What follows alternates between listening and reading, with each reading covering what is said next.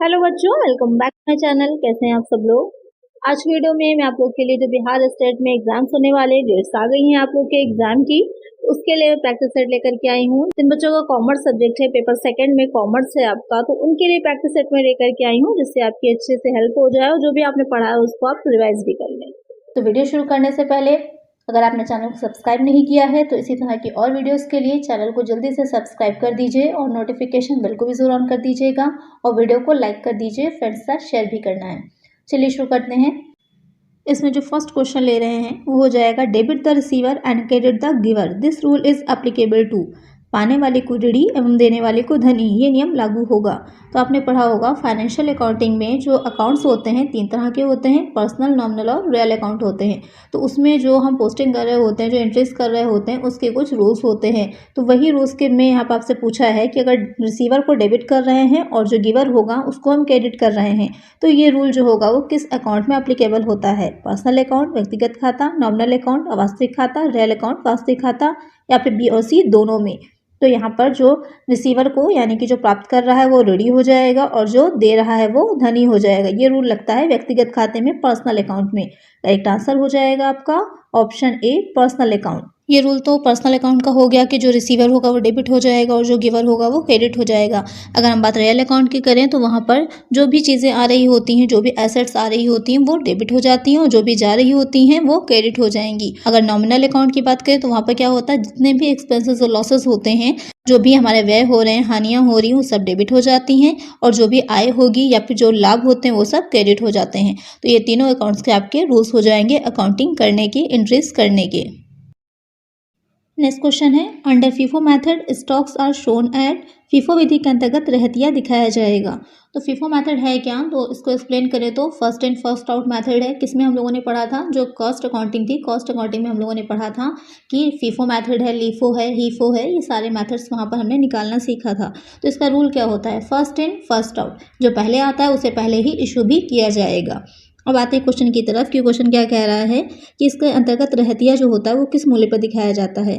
It's old price, इसके पुराने मूल्य पर। द मोस्ट रिसेंट प्राइस, सबसे हाल की कीमतों पर, यानी कि जो रिसेंटली उसकी जो मूल्य चल रहा होगा मार्केट में उस पर।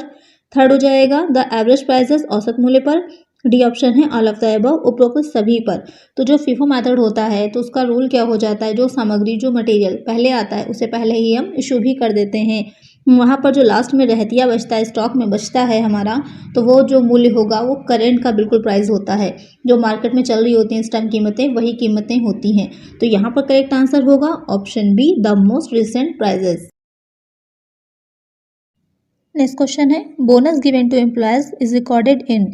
कर्मचारियों को भुगतान किए गए बोनस को अंकित किया जाता है, यानी कि जो भी बोनस कर्मचारियों को दिया जाता है, एक तो सैलरी दी जाती है, दूसरा उनको बोनस दिया जाता है। तो जो भी उनको बोनस दिया जा रहा है वो कहाँ रिकॉर्ड किया जाएगा।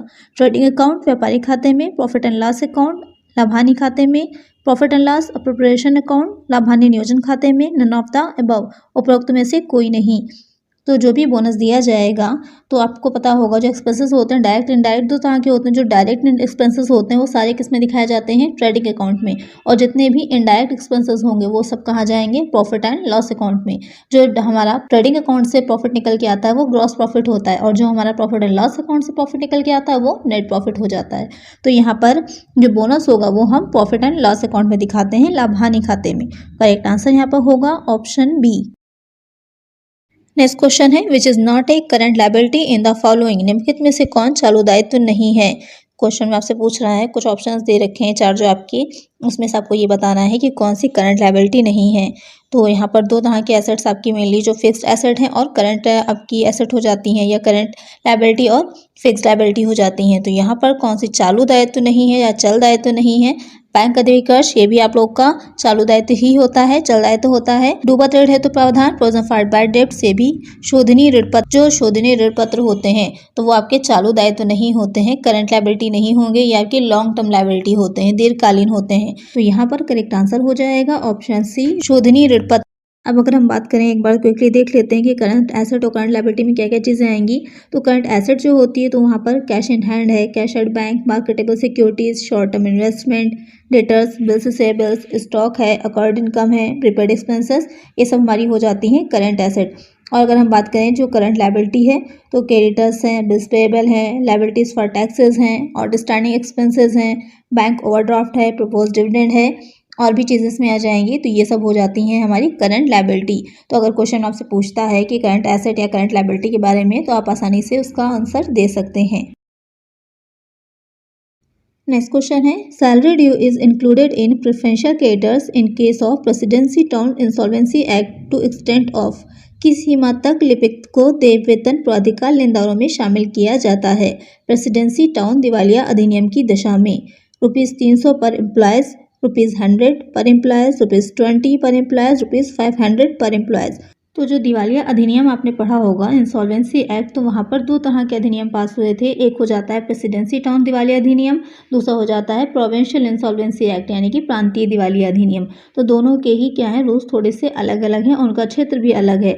जो आपका प्रेसिडेंसी टाउन इंसॉल्वेंसी एक्ट है वो कहाँ पर लागू होता है, मद्रास, मुंबई और कोलकाता में।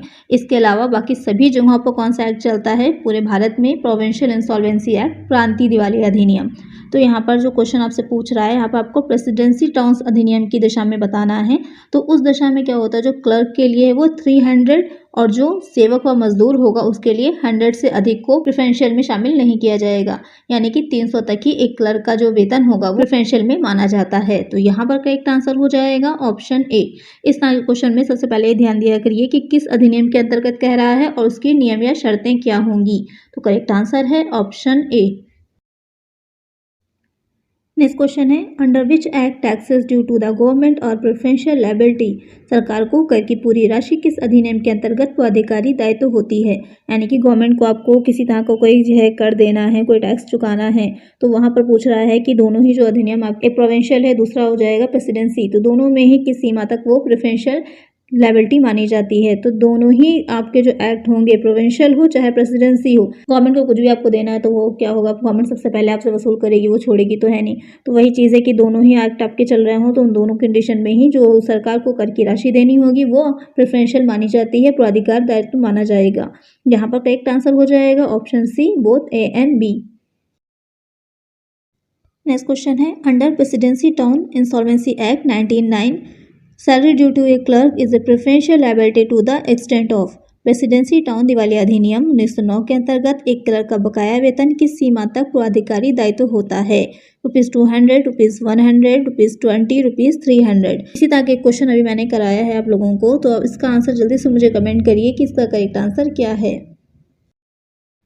नेक्स्ट क्वेश्चन है if clerk salary is more than the preferential limit then the excess amount is included in. लिपिक के वेतन की राशि यदि प्राधिकार सीमा से अधिक हो तो अतिरिक्त राशि डैश लेनदारों में जोड़ी जाती है। ये तो हमें पता चल गया कि जो 300 तक का अमाउंट होगा वो लिपिक का प्राधिकार माना जाएगा दायित्व। लेकिन अगर उसके आगे कोई राशि सपोज कर लीजिए 500 है तो 300 तो हमारा निकल गया, वो हो जाएगा प्रेफरेंशियल क्रेडिटर्स में आ जाएगा, प्राधिकारी लेनदार हो गए। लेकिन उसके बाद जो 500 था तो 200 एक्स्ट्रा जो बच रहा है वो कहाँ जाएगा, आरक्षित लेनदार में। अनसिक्योर्ड क्रेडिटर्स, प्रेफरेंशियल क्रेडिटर्स, प्राधिकार लेनदार, फुली सिक्योर्ड क्रेडिटर्स, पूर्णतः आरक्षित लेनदार, पार्टली सिक्योर्ड क्रेडिटर्स, अंशतः सुरक्षित लेनदार, तो वो चला जाता है आरक्षित लेनदार में यानी कि अनसिक्योर्ड क्रेडिटर्स में। तो एक आंसर हो जाएगा ऑप्शन ए। नेक्स्ट क्वेश्चन है while preparing statement of affairs book डेब्ट आर शोन अंडर। स्थिति विवरण बनाते समय पुस्तकीय देनदारों को दिखाया जाता है। तो स्टेटमेंट ऑफ अफेयर्स या फिर स्थिति विवरण कब बनाया जाता है, जब दिवालिया अधिनियम के अंतर्गत कोई व्यक्ति दिवालिया हो जाता है, तो जब उसका हम वो तैयार कर रहे होते हैं खातों की एक लिस्ट, तो वहाँ पर हमें स्टेटमेंट ऑफ अफेयर्स यानी कि स्थिति विवरण बनाना होता है। तो उसमें ही पूछ रहा है जो बुक डेब्ट्स होते हैं, पुस्तकीय देनदार होते हैं, उसको किस सूची में दिखाया जाता है। तो कई तरह की सूचियाँ इसमें बनाई जाती हैं, तो अलग अलग सूची में अलग अलग चीज़ें आती हैं। तो list A, list E, list F या फिर लिस्ट जी। तो यहाँ पर जो लिस्ट ए होती है उसके अंतर्गत अनसिक्योर्ड क्रेडिटर्स आते हैं, आरक्षित लेनदार आते हैं। लिस्ट ई में कमी हो जाती है, डिफिशियंसी होती है। लिस्ट एफ जो होती है उसमें हम बुक डेब्ट्स यानी कि पुस्तकीय देनदारों को दिखाते हैं। तो यहाँ पर करेक्ट आंसर हो जाएगा option C, list F. Next question है depreciation on the fixed asset should be allocated to the concern departments on the basis of. स्थायी संपत्तियों पर ह्रास को संबंधित विभागों में इस आधार पर विभाजित करना चाहिए। यहाँ पर क्वेश्चन पूछ रहा है जो फिक्स्ड एसेट्स होती हैं उस पर जो डिप्रिसिएशन लगाया जाता है तो अलग अलग डिपार्टमेंट्स पर जो उससे रिलेटेड होंगे उस पर किस तरह से हमें उसे विभाजित करना चाहिए।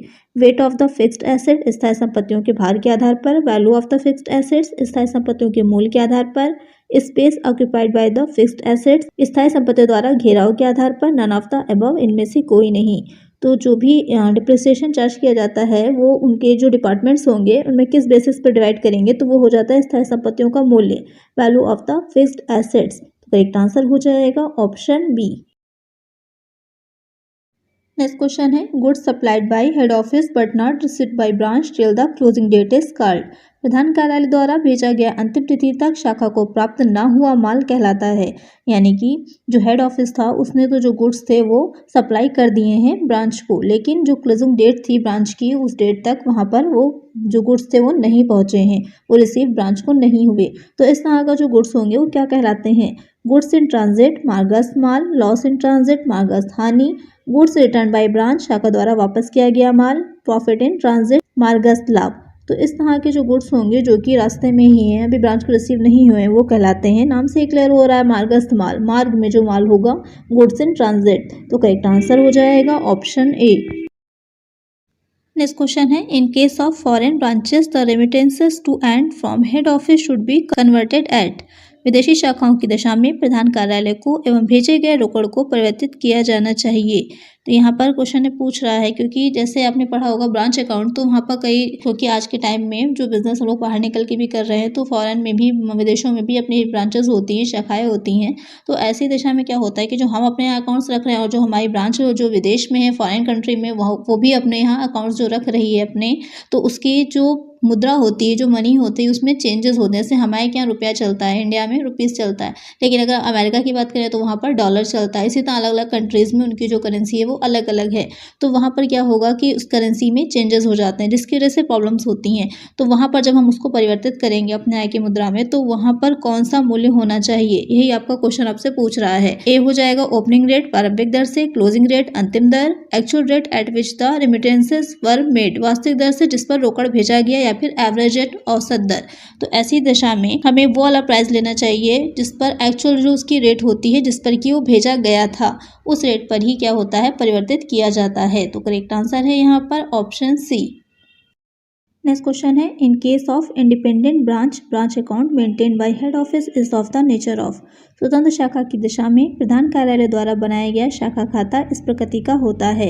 यानी कि कोई जो शाखा है, आपको पता होगा इंडिपेंडेंट ब्रांचेस भी होती हैं जो कि स्वयं ही माल को बेचती खरीदती करती हैं और अपने अकाउंट्स रखती हैं। तो वो उस दशा में तो जो हेड ऑफिस होगा वो अपने अकाउंट्स में जो शाखा खाता खोलता है, जो ब्रांच अकाउंट खोलता है उस शाखा का, तो वो किस नेचर का होगा? पर्सनल अकाउंट होगा, व्यक्तिगत खाता, रियल अकाउंट वास्तविक खाता, नॉमिनल अकाउंट नाम मात्र का खाता, एडजस्टमेंट नेचर समायोजन प्रकृति का। तो ऐसी दशा में क्योंकि वो एक स्वतंत्र शाखा जो इंडिपेंडेंट ब्रांच है वो अपना एक अलग पर्सनालिटी है, एक अलग समझ इंडिविजुअल है, तो वहाँ पर उसका जो अकाउंट खोला जाएगा हेड ऑफिस की बुक्स में, तो वो हो जाएगा पर्सनल अकाउंट की तरह व्यक्तिगत खाता। तो करेक्ट आंसर हो जाएगा यहाँ पर ऑप्शन ए। नेक्स्ट क्वेश्चन है, as per cost concept assets are recorded in the books of account at. लागत अवधारणा के अनुसार संपत्तियां हमेशा मूल्यांकित की जाती हैं मार्केट प्राइस बाजार मूल्य पर, परचेज प्राइस क्रय मूल्य पर, करेंट प्राइस वर्तमान मूल्य पर, या फिर लोएस्ट ऑफ द अबव उपयुक्त में जो भी कम हो उस मूल्य पर।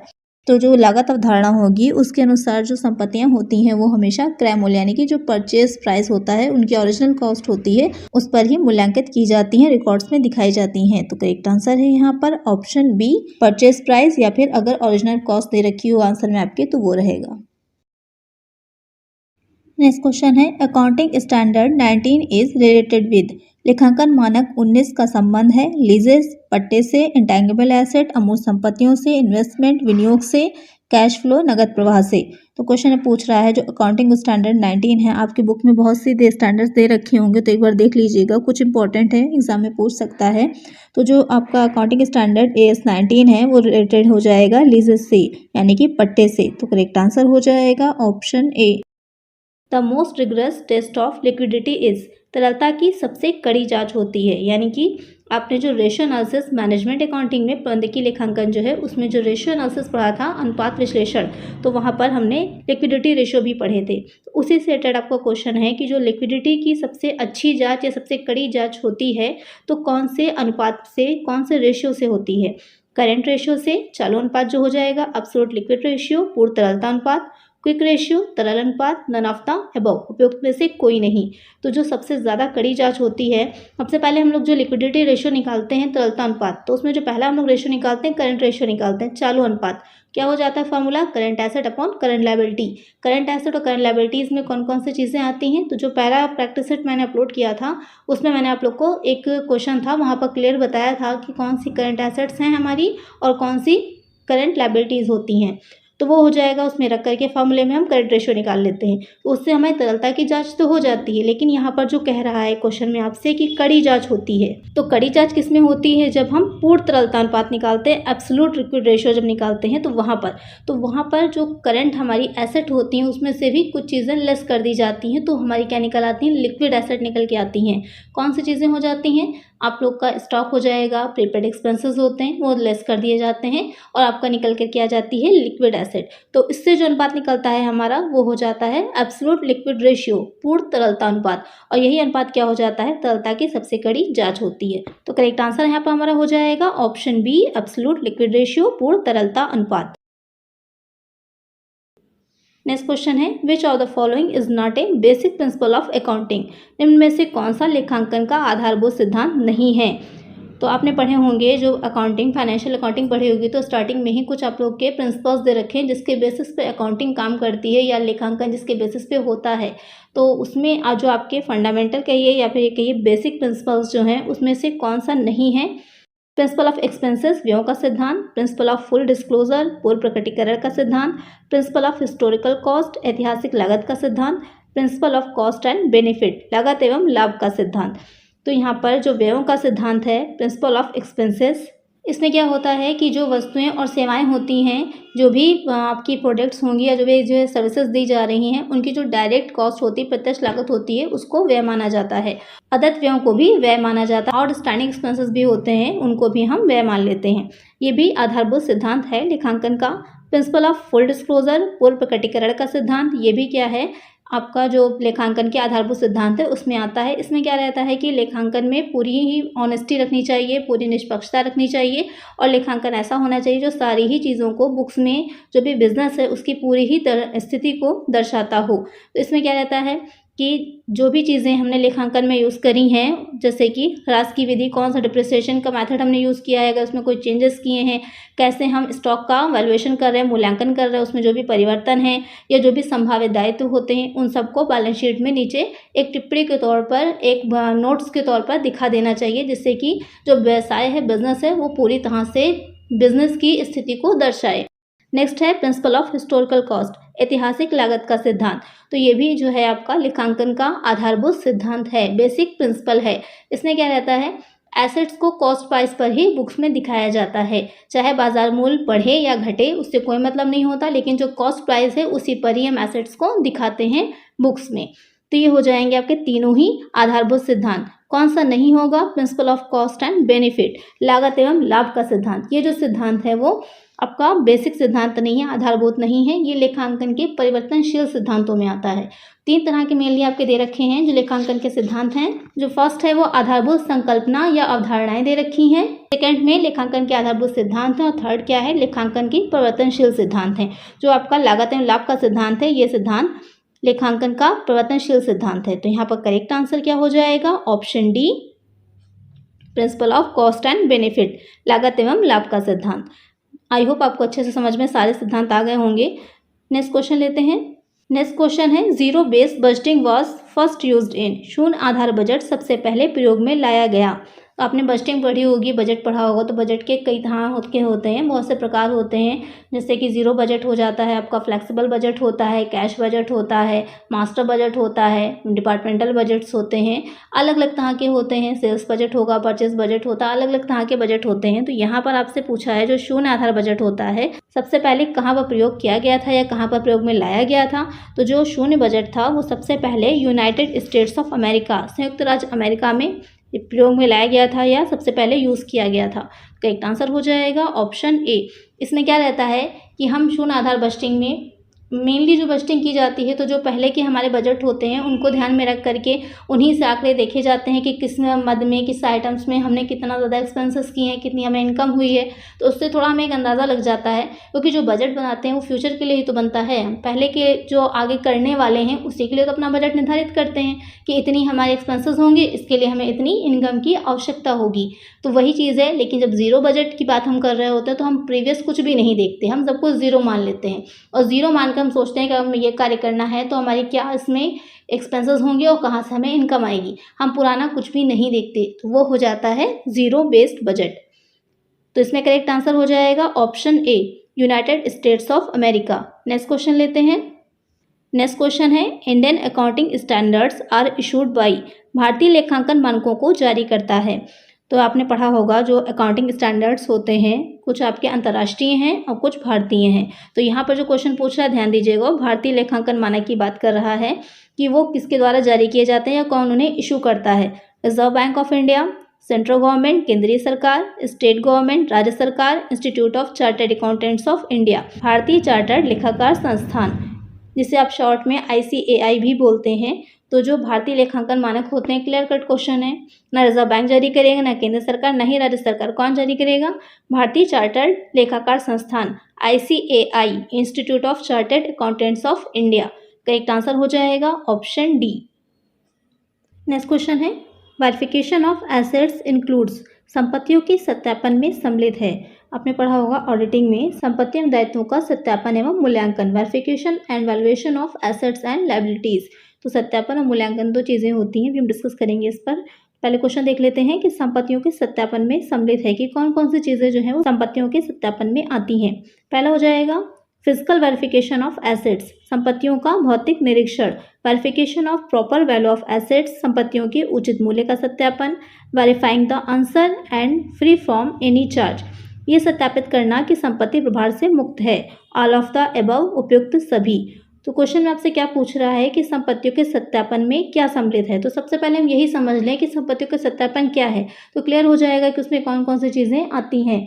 तो सत्यापन में क्या होता है कि जो अंकेक्षक होता है, जो ऑडिटर होता है, वो इस बात को क्लियर करता है कि जो भी संपत्तियां हैं जो बुक्स में दिखाई गई हैं, वे अंकेक्षक का काम क्या होगा, यही जाँच करना ना कि जो भी बुक्स में दिखाई गई हैं, एंट्रीज़ हैं बुक्स में, जो भी चीज़ें दिखाई गई हैं वास्तव में है या नहीं है, सही है या नहीं है। वही चीज़ वो सत्यापन में करता है कि जो भी संपत्तियां एसेट्स दिखाई गई हैं एक्चुअल में वो एग्जिस्ट करती हैं, विद्यमान हैं या नहीं है, तथा किसी भी तरह का उन पर कोई भी प्रभार है या नहीं है, किसी तरह के प्रभार से मुक्त हैं वो, कोई भी उन पर चार्ज नहीं है। इस चीज़ को चेक करना और साथ ही ये देखना कि जितनी वैल्यूएशन की गई है, जितना उनको दिखाया गया है, जिस मूल्य पर दिखाया गया है, वास्तव में उतनी ही मूल्य की वो हैं या नहीं है। तो ये तीनों ही चीज़ें क्या आ जाती हैं, सत्यापन में सम्मिलित होती हैं। तो यहाँ पर जो फिजिकल वेरिफिकेशन है वो भी किया जाता है, verification of proper value of assets, संपत्तियों के उचित मूल्य का सत्यापन ये भी होगा। साथ ही ये भी देखना कि संपत्तियाँ जो प्रभार से मुक्त हैं या नहीं है। तो संपत्तियों में ही क्या आ जाता है, मूल्यांकन भी आता है। अगर हम पूछें कहीं पर आए क्वेश्चन कि सत्यापन का क्षेत्र बड़ा है या फिर मूल्यांकन का, आपका जो है वेरिफिकेशन ऑफ एसेट्स ज़्यादा बड़ा है या फिर वैल्यूएशन ऑफ एसेट, तो वहाँ पर वेरिफिकेशन ऑफ एसेट जो होता है वो ज़्यादा बड़ा है, क्योंकि उसमें वैल्यूएशन भी आ जाता है। संपत्तियों के सत्यापन में ही मूल्यांकन को भी देखा जाता है। तो यहाँ पर करेक्ट आंसर क्या होगा आपका, ये तीनों ही पॉइंट सही है। करेक्ट आंसर हो जाएगा ऑल ऑफ द अबव, उपयुक्त तो सभी। नेक्स्ट क्वेश्चन लेते हैं। नेक्स्ट क्वेश्चन है, the difference between actual cost and standard cost is known as, वास्तविक लागत और प्रमाप लागत के अंतर को कहते हैं।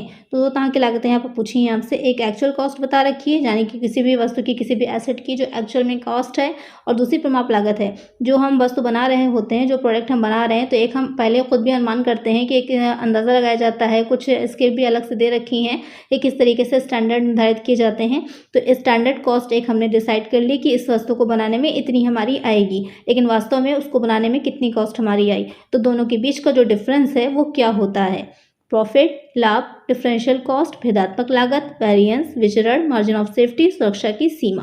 तो क्वेश्चन ये में आपसे पूछ रहा है कि जो वास्तविक लागत होती है, एक्चुअल कॉस्ट होती है उसकी, और जो प्रमाप लागत होती है, उन दोनों के बीच का डिफरेंस क्या होता है। तो डिफरेंस क्या कहलाता है, वो हो जाता है वेरिएंस, यानी कि विचरण। दोनों के बीच में जो डिफरेंस होता है, आपको याद होगा हम लोग निकालते थे MCV, मटेरियल कॉस्ट वैरिएंस निकालते थे, लेबर कॉस्ट वैरिएंस निकालते थे, सामग्री लागत विचरण जो हमारा एक अलग चैप्टर है मैनेजमेंट अकाउंटिंग में दे रखा है वहाँ पर। तो यहाँ पर करेक्ट आंसर है हमारा ऑप्शन सी, वेरिएंस विचरण। नेक्स्ट क्वेश्चन लेते हैं। नेक्स्ट क्वेश्चन है which of the following pairs is wrong, निम्नलिखित में से कौन सा युग्म गलत है। यहाँ पर आपको बताना है कि दो चीज़ें दे रखी हैं, एक साइड बताई गई है कि एसेट कोई, और दूसरी साइड आपको ये बताना है कि ये वही एसेट है या नहीं है। आपने पढ़ा होगा एसेट कई तरह की होती हैं, कुछ इंटेंगिबल होती हैं, टेंगिबल होती हैं, वेस्टिंग होती हैं, फिक्टिशियस होती हैं। तो वही क्वेश्चन ने पूछा है कि कौन सी एसेट वो नहीं है जो उसके सामने दे रखी है। तो गुडविल इंटेंगिबल एसेट, ख्याति अमूर्त संपत्ति, आयल वेल वेस्टिंग एसेट है, तेल का कुआं क्षयशील संपत्ति है, प्रिलिमिनरी एक्सपेंसेस फिक्टिशियस एसेट है, प्रारंभिक व्यय कृत्रिम संपत्ति, stock in trade liquid asset है, स्कंद जो है वो तरल संपत्ति है। ये क्वेश्चन आपसे पूछ रहा है। गुडविल जो होती है एक अमूर्त संपत्ति है। गुडविल को हम नहीं देख सकते, लेकिन क्या होता है गुडविल की वैल्यू होती है। वैल्यूएशन ऑफ गुडविल आपने निकाला होगा, कई मेथड्स होते हैं, एवरेज मेथड होता है, सुपर प्रॉफिट मेथड होता है, आपका कई तरह के मेथड्स दे रखे हैं निकालने की गुडविल। तो गुडविल की वैल्यू तो हम निकालते हैं, लेकिन हम उसे देख नहीं सकते, लेकिन बुक्स में वो हमारी होती है। वो किस तरह की एसेट हो जाएगी, अमूर्त संपत्ति इंटेंगिबल एसेट, करेक्ट है।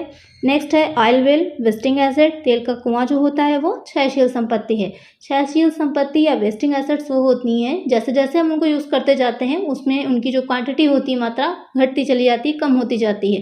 तो जैसे भी तेल के कुआं हैं उससे आप तेल निकालते जाएंगे तो धीरे धीरे क्या होता है उसकी मात्रा कम होती चली जाती है। तो वही हो जाएगी वेस्टिंग एसेट, ये भी करेक्ट हो जाएगा हमारा। प्रिलिमिनरी एक्सपेंसेस फिक्टिशियस एसेट हैं, कृत्रिम संपत्ति हैं। जो प्रारंभिक व्यय होते हैं, प्रारंभिक व्यय कौन से होते हैं, जब भी इनकॉर्पोरेशन होता है किसी कंपनी का तो वहाँ पर जो स्टार्टिंग में होते हैं वो प्रिलिमिनरी एक्सपेंसेस हो जाते हैं। उसको हम एसेट्स में दिखाते हैं। जो आपका बैलेंस शीट का दो साइड होते हैं, आपका लायबिलिटी हो जाएगा, एसेट हो जाएगा। एसेट साइड में हम इसको मिसलेनियस एक्सपेंडिचर के अंतर्गत दिखाते हैं जो प्रिलिमिनरी एक्सपेंसेस होते हैं, लेकिन ये होते क्या हैं, फिक्टिशियस होते हैं, बनावटी संपत्तियां होती हैं। धीरे धीरे क्या होता है इसको रिटर्न ऑफ कर दिया जाता है। तो यहाँ पर ये फिक्टिशियस एसेट है, कृत्रिम संपत्ति हैं, करेक्ट है। Stock and trade liquid asset है, स्कंद जो है वो तरल संपत्ति, यही ऑप्शन क्या है आपका गलत हो जाएगा। जो स्टॉक होता है वो आपका लिक्विड एसेट नहीं है, ये करेंट एसेट है, चालू संपत्ति होती है। इससे पहले के क्वेश्चन में जो मैंने आप लोगों को बताया था तो वहाँ पर समझाया था कि जो लिक्विड एसेट होती हैं निकालने के लिए हम करेंट एसेट में से स्टॉक को लेस करते थे, तो स्टॉक जो है वो लिक्विड एसेट नहीं है। तो यही हो जाएगा हमारा करेक्ट आंसर। तो करेक्ट आंसर क्या हो जाएगा, option D, stock in trade जो है वो लिक्विड एसेट नहीं है। नेक्स्ट क्वेश्चन लेते हैं। आई होप आपको वीडियो अच्छी लग रही होगी, और अच्छी लग रही है तो जल्दी से वीडियो को लाइक भी कर दीजिए और चैनल को सब्सक्राइब भी कर दीजिए। इसी तरह की और भी अच्छी वीडियोस आप लोग के लिए आएंगी जहां पर और डिटेल में मैं आप लोग को और अच्छे अच्छे क्वेश्चंस प्रोवाइड कराऊंगी। तो जल्दी से चैनल को सब्सक्राइब कर दीजिए और नोटिफिकेशन बेल को भी ज़रूर ऑन करना है और फ्रेंड्स के साथ शेयर भी कर दीजिएगा। नेक्स्ट क्वेश्चन लेते हैं। The income tax rate on a long term capital gains for an individual is, एक व्यक्ति की दीर्घकालीन पूंजी लाभ पर किस दर से कर लगेगा।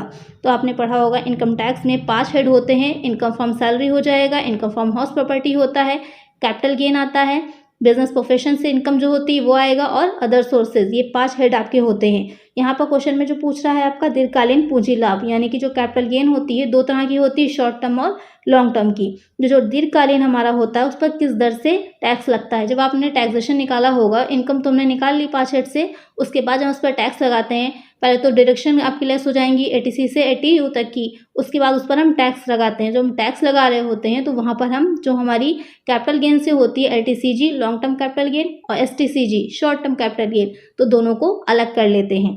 दोनों को जब अलग करते हैं तो जो दीर्घकालीन पूंजी लाभ होता है कितने दर पर लगता है, वो लगता है आपका 20% पर, 20% पर। तो करेक्ट आंसर यहाँ पर क्या हो जाएगा हमारा, ऑप्शन बी 20%। और जो शॉर्ट टर्म कैपिटल गेन होता है उस पर कितना लगता है, उस पर हमारा 15% लगता है, 15%। यहाँ पर हमसे लॉन्ग टर्म पूछा गया था तो 20% हो जाएगा, correct answer B. Next question लेते हैं। नेक्स्ट क्वेश्चन है which type of audit is more suitable where there is no satisfactory system of internal check. जहां आंतरिक जांच पद्धति संतोषजनक नहीं है वहां अंकेक्षण की कौन सी पद्धति ठीक रहती है। तो क्वेश्चन ने पूछ रहा, आपने पढ़ा होगा जो अंकेक्षण होता है, जो ऑडिट होता है कई तरह का होता है, चालू होता है, नियमित होता है, सामयिक होता है, वार्षिक होता है, कई तरह का होता है। तो उसी में पूछ रहा है कि अगर आंतरिक जाँच जो हो रही है, आंतरिक जाँच जो हो रही है वो अगर पद्धति उसकी संतोषजनक नहीं है तो वहाँ पर अंकेक्षण की कौन सी पद्धति यूज़ करनी चाहिए या ठीक रहती है। कंटिन्यूअस ऑडिट, निरंतर अंकेक्षण, इंटरिम ऑडिट, मध्य अंकेक्षण, कॉस्ट ऑडिट लागत अंकेक्षण और टैक्स ऑडिट कर अंकेक्षण। तो जब हमारा आंतरिक जांच अच्छे से नहीं कर पा रहे हैं, यानी कि जो भी हमने अकाउंट्स वगैरह रख रहे हैं, तो हमें थोड़ा सा संभावना है कि कुछ लोग जो हैं वो गबन करने का या कपट करने की कोशिश कर सकते हैं, या सही ढंग से हमारे जो बुक्स हैं वो नहीं रखी जा रही हैं, तो वहाँ पर हमें कंटिन्यूअस ऑडिट का यूज़ करना चाहिए। निरंतर अंकेक्षण, निरंतर अंकेक्षण में रहता है कि जो भी हमने खाते रखे हैं, जो भी हमारी एंट्रीज करी जा रही है, उनकी लगातार जांच होती रहती है। तो कहीं पर भी कपट होगा, फ्रॉड होता है, तो वहीं पर उसे पकड़ लिया जाएगा, वो ज़्यादा आगे नहीं बढ़ पाएगा। तो करेक्ट आंसर क्या हो जाएगा हमारा? ऑप्शन ए, कंटिन्यूअस ऑडिट, निरंतर अंकेक्षण। नेक्स्ट क्वेश्चन है, when a contract is 50% complete the amount of profit to be taken credit of will be. जब ठेका 50% पूर्ण है तो सामान्यतः लाभ की निम्नलिखित रकम क्रेडिट की जाती है। तो आपने पढ़ा होगा कॉस्ट अकाउंटिंग में, जो कॉन्ट्रैक्ट अकाउंट हम बनाते हैं तो वहाँ पर जो ठेका होता है कभी कंप्लीट होता है, कभी इनकम्प्लीट होता है। तो जब ठेका हमारा पूरा नहीं हुआ है, इनकम्प्लीट होगा, तो वहाँ पर लाभ की कितनी राशि क्रेडिट की जाएगी। तो अगर हमारा ठेका 1/4 मूल्य से कम होता है तो वहाँ पर हम कुछ भी लेकर के प्रॉफिट में नहीं जाते। अगर हमारा जो ठेका होगा वो 1/4 से अधिक और 1/2 से कम होता है तो वहाँ पर हम कितना लेके जाते हैं? 1/3। और अगर हमारा जो ठेका होगा 1/2 से अधिक होता है तो वहाँ पर हम 2/3 पार्ट जो होता है उसका, वो अर्जित लाभ का लेकर के लाभ में जाते हैं। जो लाभ की रकम क्रेडिट की जाती है वो 2/3 होती है। तो करेक्ट आंसर यहाँ पर क्या हो जाएगा हमारा? Option C, 2/3 of the earn profit. Next question लेते हैं। According to Company Act 2013, it is required to pay maximum interest rate on costs in advance. Company अधिनियम 2013 के अनुसार अग्रिम याचना पर अधिकतम ब्याज की दर देय होगी। तो ये आपने कॉर्पोरेट अकाउंटिंग में भी पढ़ा होगा और कंपनी लॉ में भी पढ़ा होगा। जो अब हम लोग का कंपनी अधिनियम 2013 चल रहा है वहाँ पर कि जो अग्रिम याचना होती है, एडवांस, हम कॉल इन एडवांस होती है, तो वहाँ पर हम इंटरेस्ट रेट कितना देते हैं? मैक्सिमम 5%, 10%, 12% या फिर 15%। तो दिया जाता है वो 12%। करेक्ट आंसर हो जाएगा ऑप्शन सी। नेक्स्ट क्वेश्चन लेते हैं। नेक्स्ट क्वेश्चन है, what will be the quick ratio if current ratio is equal to 3:1। Stock हो जाएगा 30,000, टोटल करंट लायबिलिटीज हो जाएंगी 60,000 की। चालू अनुपात 3:1 है, रहतिया 30,000 का है, कुल चालू दायित्व तो हमारे हैं 60,000 के। त्वरित अनुपात ज्ञात करें। यहाँ पर आपको करंट रेशियो बता दिया है, आपको क्या निकालना है? क्विक रेशियो निकालना है। बहुत ही ईजी है, बहुत ही आसान है इसको निकालना। अगर आपको उसका फॉर्मूला याद होंगे तो आप आसानी से निकाल सकते हैं। आइए देखिए इसे हम कैसे सॉल्व करते हैं। करंट रेशियो जो हमारा बताया था 3:1 हो जाएगा, जो भी क्वेश्चन में आपके गिवन है। वैसे तो आप इसे ओरल भी सॉल्व कर सकते हैं अगर आपको अच्छे से इसका फॉर्मूला वगैरह लर्न होंगे। स्टॉक कितने का था? स्टॉक हो जाएगा 30,000 का, और जो लायबिलिटी थी वो कितने की थी? 60,000 की थी।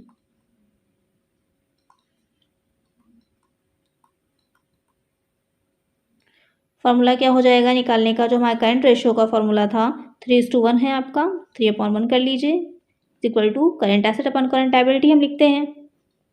ये तो इसका फार्मूला होता है करंट रेशियो निकालने का। अब हमारा यहाँ पर 3:1, तो 3/1 हमने किया।